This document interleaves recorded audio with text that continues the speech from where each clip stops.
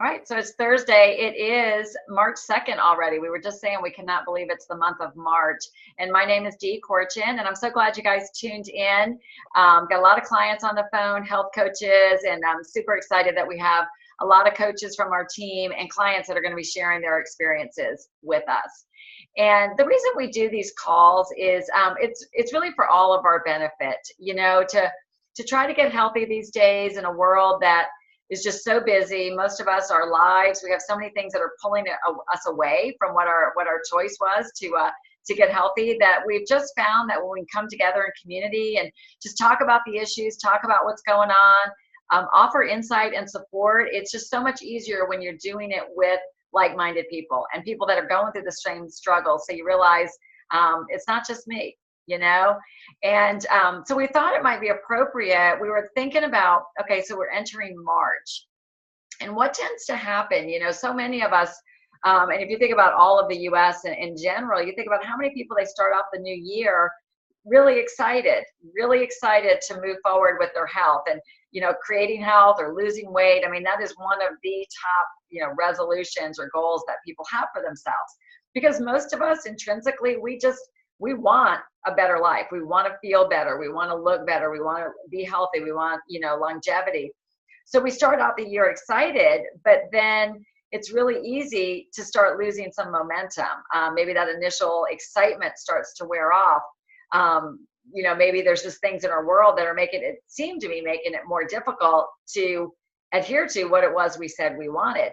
And this is just human nature. It happens. And so sometimes we've got to slow down and regroup and kind of refocus on what it is we want, or why are we thinking this way, or why are we trying to rationalize something in our head to deviate from a system that we know works. And you may or may not be in this place right now. You may be, rocking and rolling, but the reality is it's probably going to happen at some point. So just being up to speed and kind of having some tips and some strategies and some a support system to help you get through that is going to be fundamental.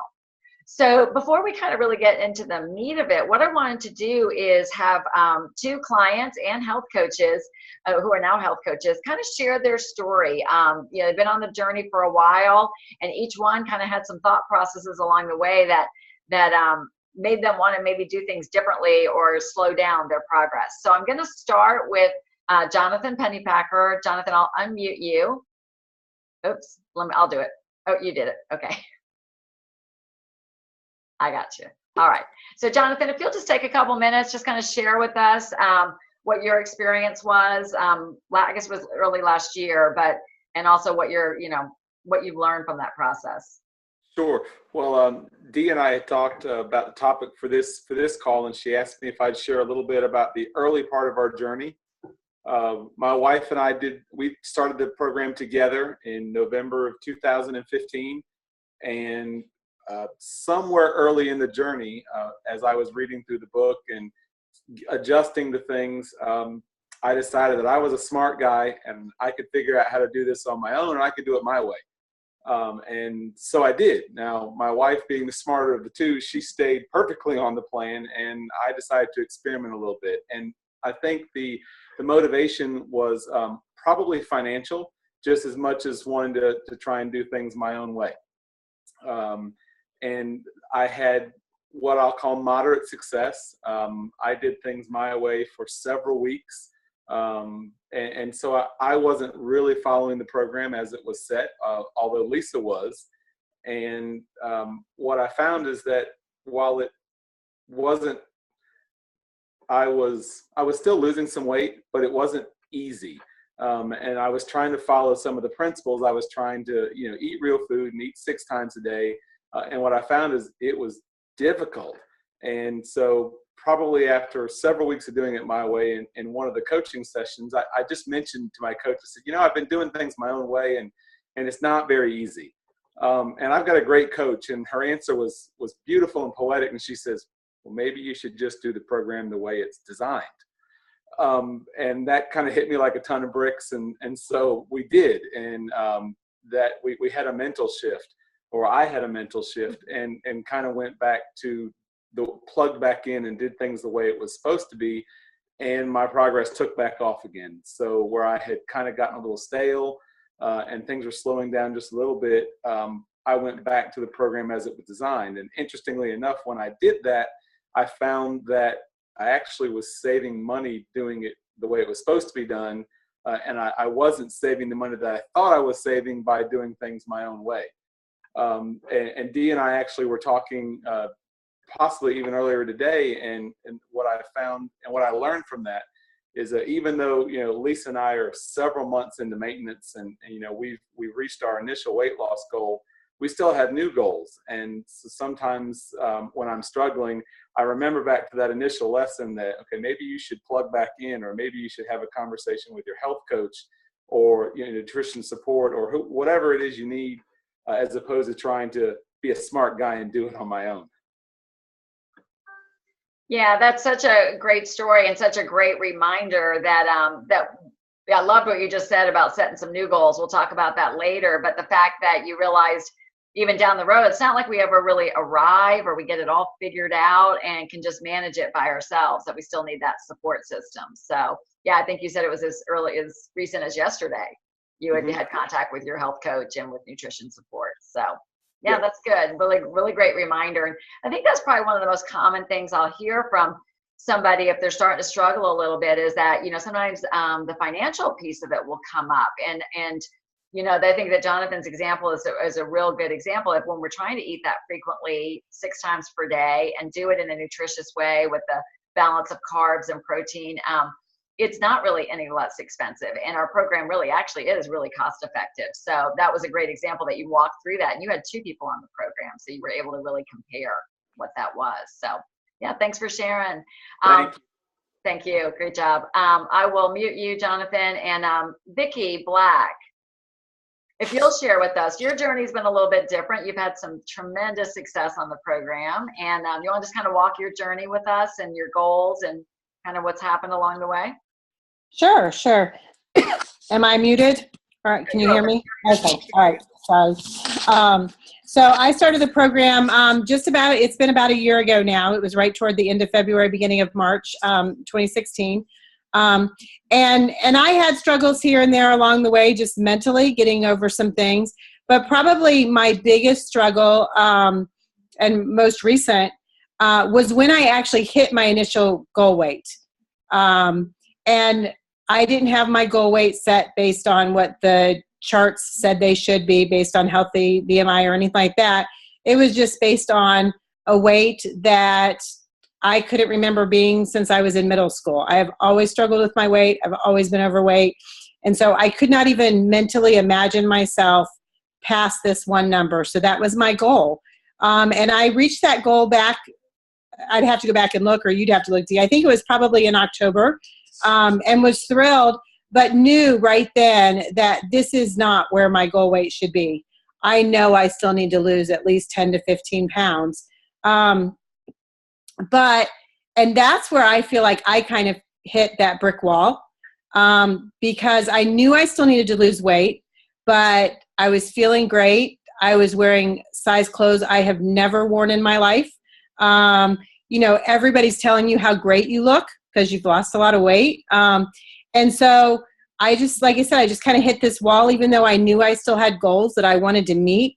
I started just doing things like I quit measuring my food. I quit counting my condiments. And I slowly just here and there started adding sugar back in, because sweets is my downfall. And I was maintaining, which is great, which tells me I know I'll be successful with this program long term, because I was able to maintain. I wasn't gaining weight back. And actually kind of for the next 3 months, kind of just stayed there. And then the beginning of January, making it through the holidays, and then my father-in-law passed away. My husband and I went on a cruise. And before I knew it, it was kind of out of control again. And so I went back and started refocusing again on what was my purpose for getting healthy, and realizing it wasn't about a number on a scale. It wasn't about what size clothes I was in, but it was about how I felt when I was truly eating healthy, and how my energy level was, and how I wanted to, be able to do things with my kids versus coming home from work and being exhausted. And I had lost that in those even though the scale wasn't showing huge things. Now at this point, it was starting to creep up, definitely. But I had lost that energy. I was back to clothes feeling tight, and just was losing what my purpose was in all of this. And so recently, Dee and I had a conversation, and I said, I'm not even getting on a scale. I am getting back on the program. I'm doing the program, and I'm basing my success right now, not on a number, but how I'm feeling, what my energy level is like. Because I know when I'm doing the program and when I'm the way I'm supposed to be, I will have that energy, and my clothes will fit better. And I've been back on for almost 2 weeks now, and I cannot believe how much better I feel. And it's like, why did I even go through that? But it's a journey, and every bit of it we learn through. So that's so good. And I think that that's probably so relatable to a lot of people. I know in my experiences coaching people through the years, I mean, and I think Susan will elaborate on this a little bit in a minute, but there's just that struggle, because we make all this progress and we feel so much better. And it's so easy to kind of, lose focus, or, we're not really ready to be done, but yet we're really not ready to do what it takes to move forward. And that's a really dangerous place. We can get kind of stuck. And then you saw what happened. You treaded water for a while. And I like to use that analogy, like we can tread water for a while, but what happens if we tread water too long? We're going to, we're probably going to start going downward. And that's what happened. And Right. so I love what you did, because you came back, you reconnected. We reconnected on our weekly calls. We reset the goals. We just framed them differently. You put that structure back in place, and you're moving forward again. And I love that what you just said, it's a journey. So it's just a matter of if we fall off course or things slow down, it's just a matter of regrouping, getting back on the road. So yeah, that was great. Really good. So I asked Susan Gieslin. Susan is one of our executive directors on our team, and really just does a great job coaching her clients through things like this. And thought she'd just maybe share some information, maybe from Dr. A's Habits of Health, and kind of what's going on when we start to have these emotions and start to slip away from our goals. Well, good evening. Thank you for asking me to be on the call. I really appreciate it. This is the go-to book, the Habits of Health book. That's the place to go to. And this is not an unusual thing when we lose sight of what our goals are. So I'm going to get into some sort of, kind of, I don't want to say heavy stuff, but it may be a little bit confusing at first if you haven't really thought about structural tension and stuff like that. So when we get done, I say refer back to chapter 3 on the Habits of Health book. This is where I'm getting a lot of my information from. I get all my information, a lot of it from Just Take Shape for Life. But what I want to talk about is why power versus willpower. They're two very different things. And willpower is that initial kind of, I'm overweight, I want to lose weight, or my blood pressure is too high, or I don't have the energy, or something that a problem you want to solve. So you've got that willpower to solve the problem. But we find a lot of times when we are problem solving, once you start, it kind of creates this predictable cycle. So you have this emotional conflict of I want to lose weight, or I want to feel better, or my blood pressure is too high, or my doctor has scared me at my latest visit, or whatever that particular emotional conflict is. So you have that conflict, and you start doing those steps to ease that conflict. So whether that would be get on a diet, whether you start, exercising, or whatever it is. So you start doing those things to solve the problem. Well, once we see that the problem, the conflict is not as intense, it's kind of lessened a little bit like that, the pressure's not as great, that's when we start to take less action. That's when it's not as big a deal. Okay, I've lost some weight, my clothes are fitting better, I have a little energy, my blood pressure's gone down a little bit, things are going really good. Okay, all right, I got it handled, and we go back to our old ways, whether it's sitting on the couch or it's eating the wrong foods or whatever it is. And so it creates this yo-yo cycle, and you've all heard about yo-yo dieting and the yo-yo cycle, and that's where it really comes from.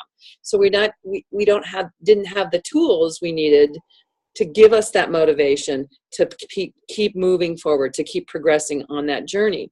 So when we're trying to handle something negative, when we're trying to solve a problem, that's what happens. And when that problem and that conflict and that negativity starts to result, because nobody wants to be doing things that are negative. We don't like being uncomfortable.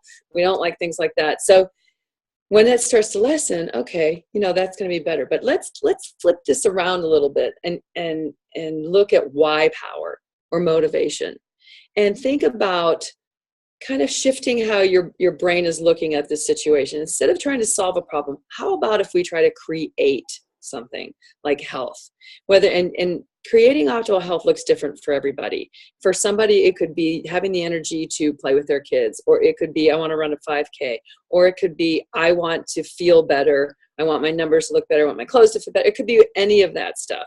It could be whatever it is for you to be optimally healthy. So when we're in that creation mode, that motivation, that's when, we can kind of continue that journey.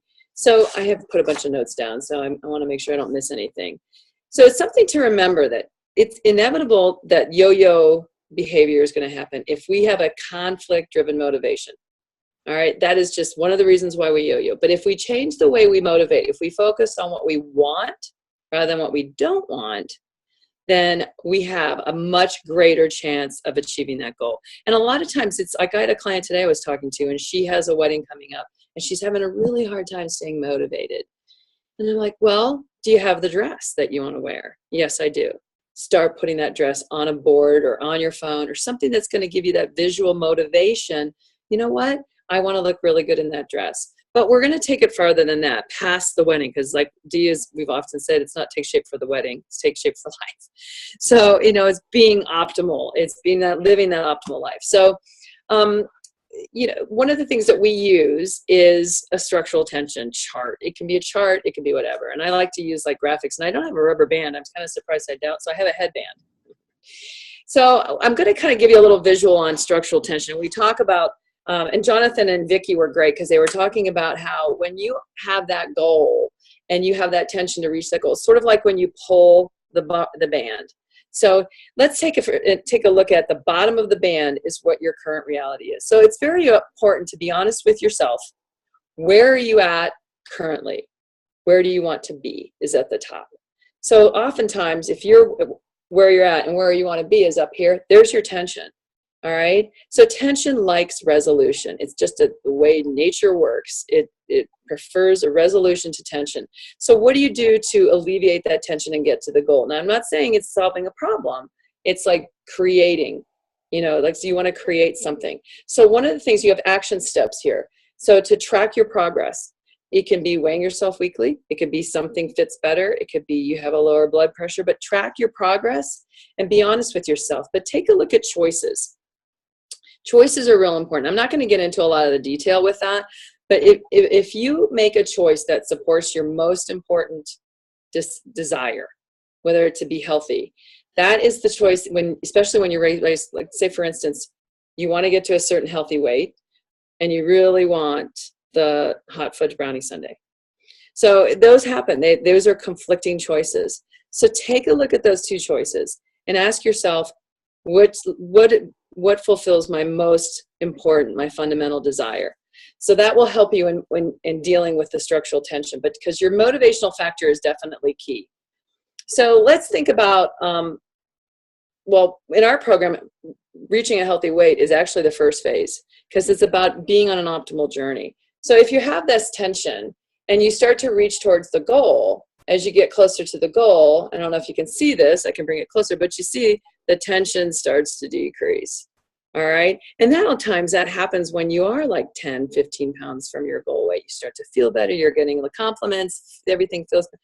However, if we don't increase our goal and to meet the fact that we're getting closer and we keep creating that tension, then we will go back to our old ways. So that's why not solving the problem, but actually creating the health allows you to increase the goal. So say you do reach your healthy goal. Well, then what? Well, let's set a new goal like Jonathan did. They set new goals.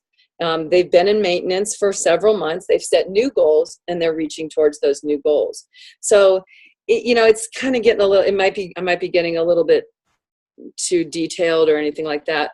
But this chapter in this Habits of Health book, motivation for change, is so key on those times when you're like, oh my gosh, I've been on the program for a couple of months. I'm kind of getting bored with it, blah, blah, blah.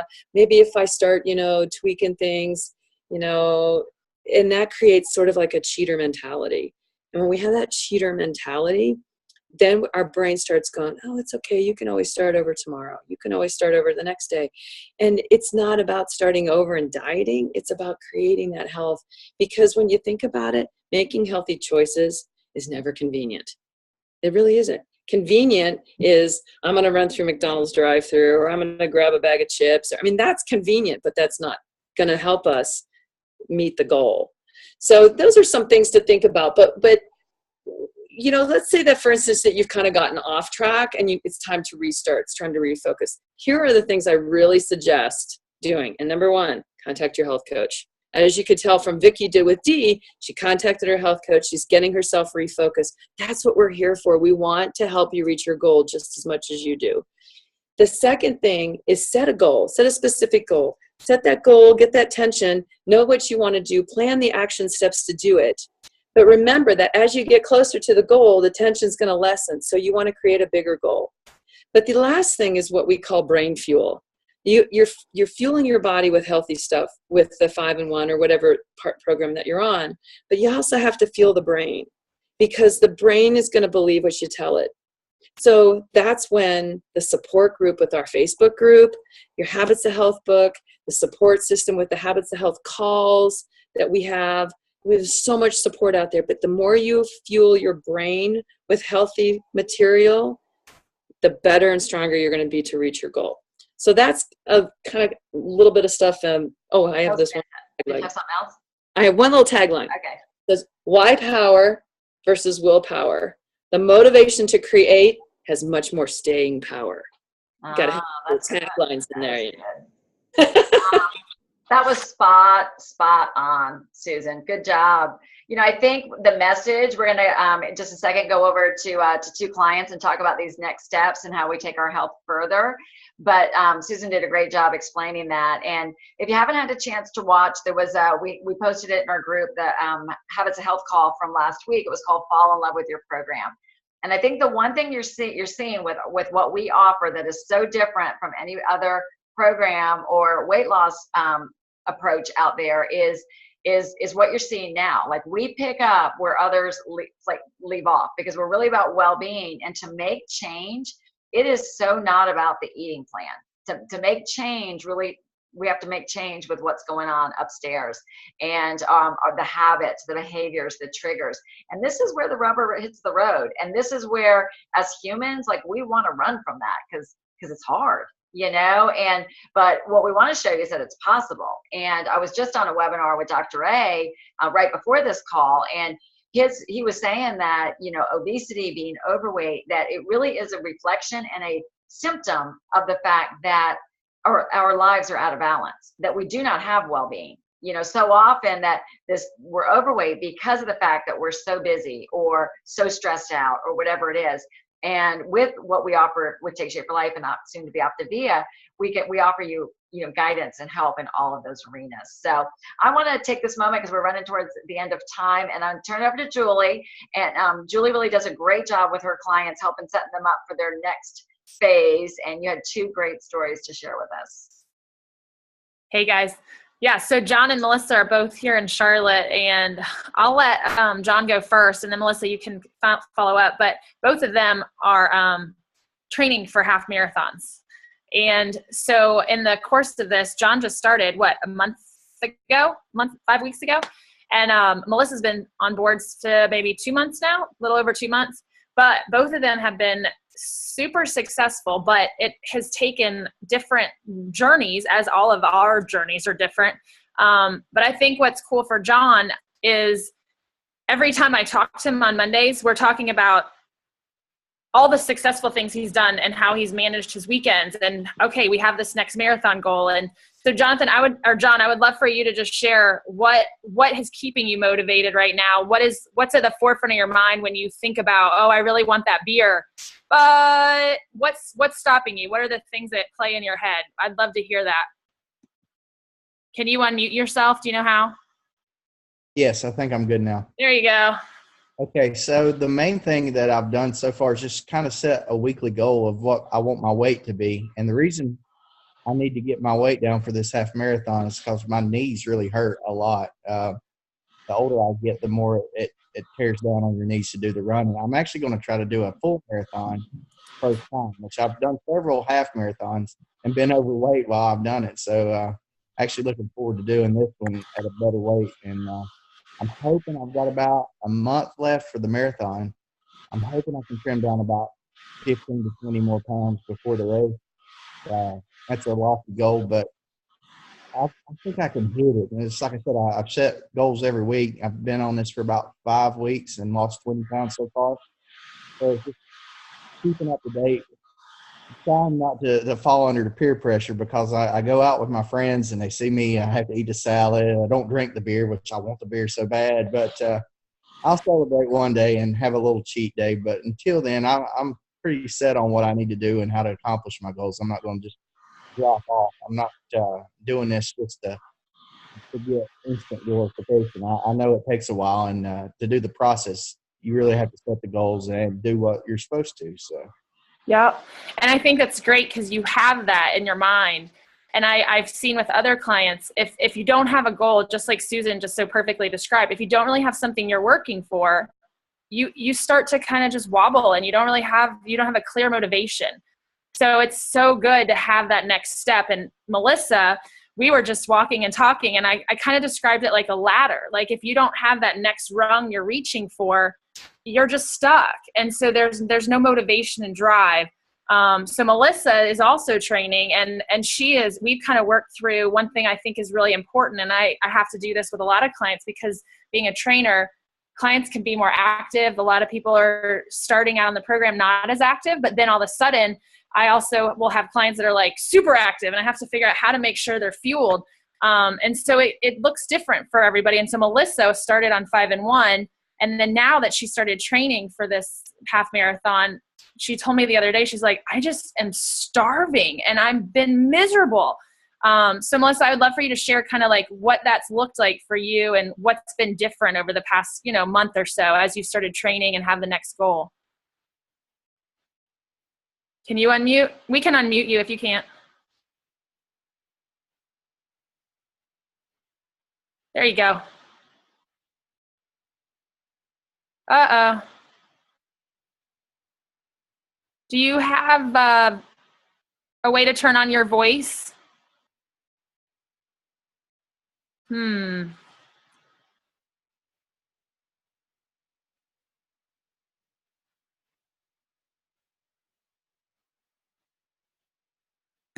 Dee, you're muted. Thank you. Yeah, it's not giving me an option to unmute Melissa. Usually if I hover over somebody. Are you there? Melissa? No. Bummer! So close. Can she call in? You can call in. Do the phone number. But in the meantime, while she's calling in, what I will share is just the importance. If you guys are feeling that you're not fueled for your day, if you're feeling hungry, if you're following but yet you're still miserable, I've tried to explain to clients you have to make a change, because what I saw with Melissa is that, like she said, Friday night I just crashed and burned. Well, because you're starving. Your body's saying, give me more fuel. So if you're following the program and you're still hungry, it's probably because you're working through all the calories you have. So your body's saying, just fuel me a little bit more. So if anybody's like an Orange Theory, I was just talking to Alexis, who I think is on the call.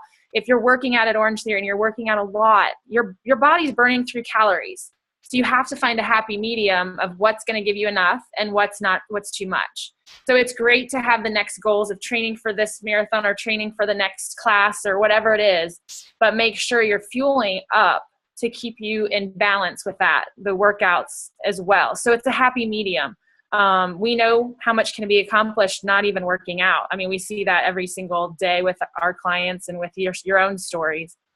So there's definitely a fine line of figuring out what's good and what's too much and what's not enough. Yeah, that's a great reminder, Julie, and a great reminder that we do have options. Like the 5-in-1 is not and be all end all, so that we have options depending on where you are.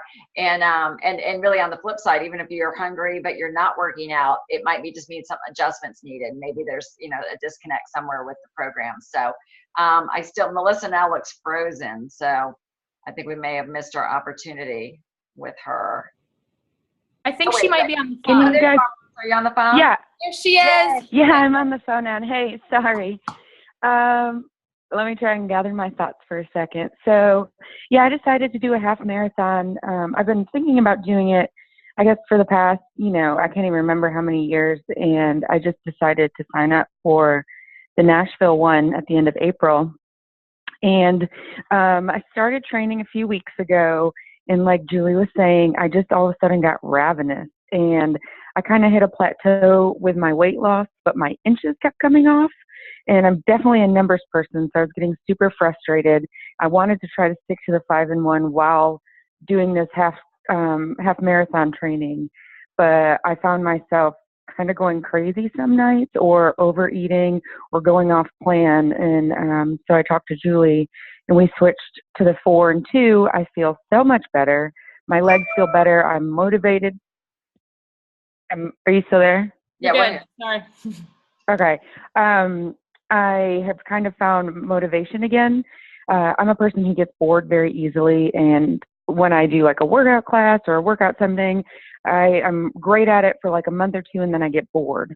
And so I can't remember when I started the program, Julie. I think it was sometime around Thanksgiving, or a little before, a little after.